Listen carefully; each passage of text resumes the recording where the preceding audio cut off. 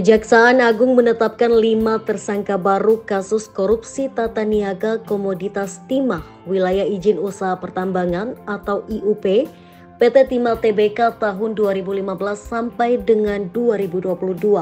Para tersangka kini ditahan setelah ditetapkan sebagai tersangka.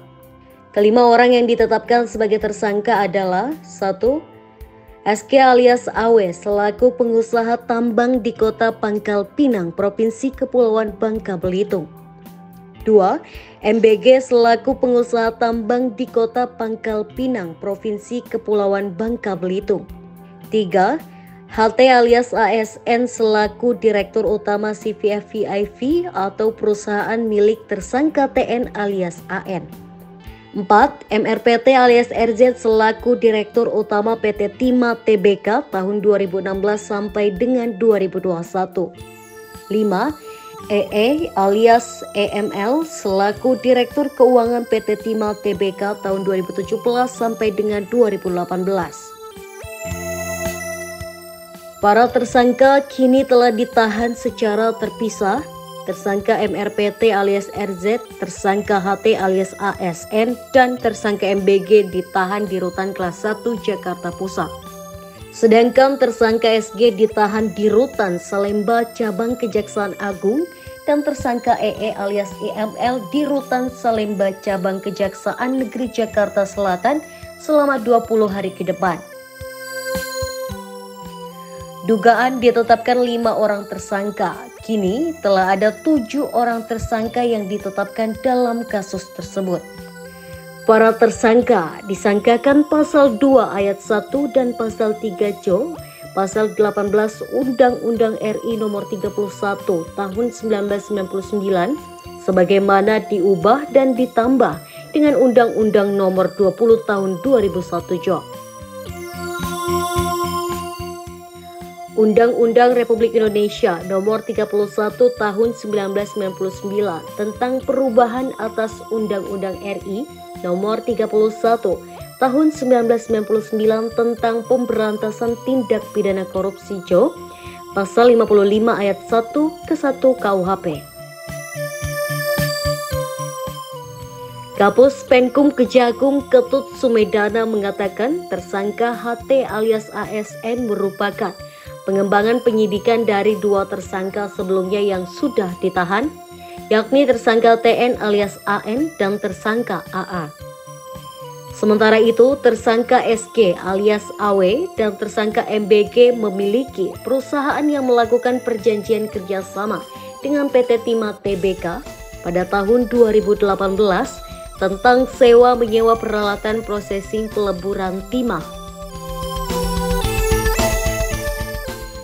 Ketut menyebut perjanjian tersebut ditandatangani oleh tersangka MRPT alias RZ selaku Direktur Utama PT Timah Tbk dan tersangka EE alias EML selaku Direktur Keuangan PT Timah Tbk. Pada saat itu, tersangka SK alias AW memerintahkan tersangka MBG untuk menandatangani kontrak kerjasama serta menyuruh untuk menyediakan biji timah dengan cara membentuk perusahaan-perusahaan boneka guna mengakomodir pengumpulan biji timah ilegal dari IUP PT Timah Tbk yang seluruhnya dikendalikan oleh tersangka MBG. Biji timah yang diproduksi oleh tersangka MBG tersebut perolehannya berasal dari IUP PT Timah Tbk atas persetujuan dari PT Timah Tbk.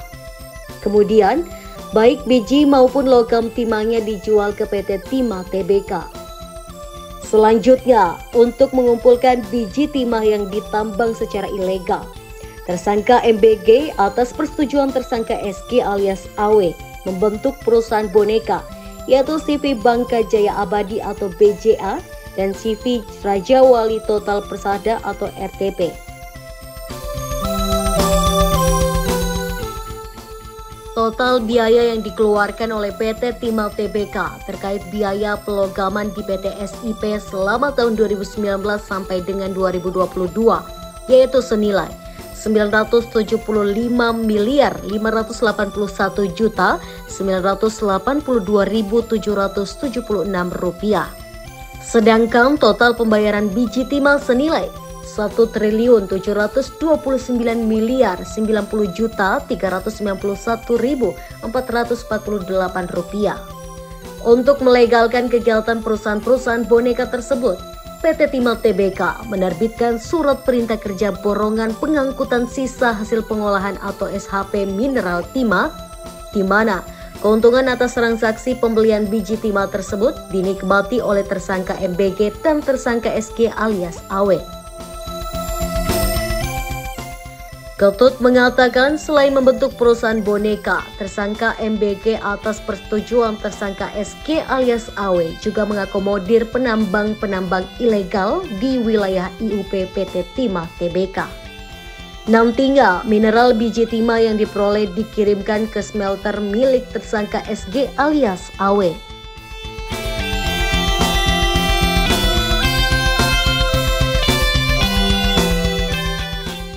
Selain itu, terdapat kerugian-kerusakan lingkungan akibat adanya aktivitas penambangan ilegal timah di Provinsi Kepulauan Bangka Belitung.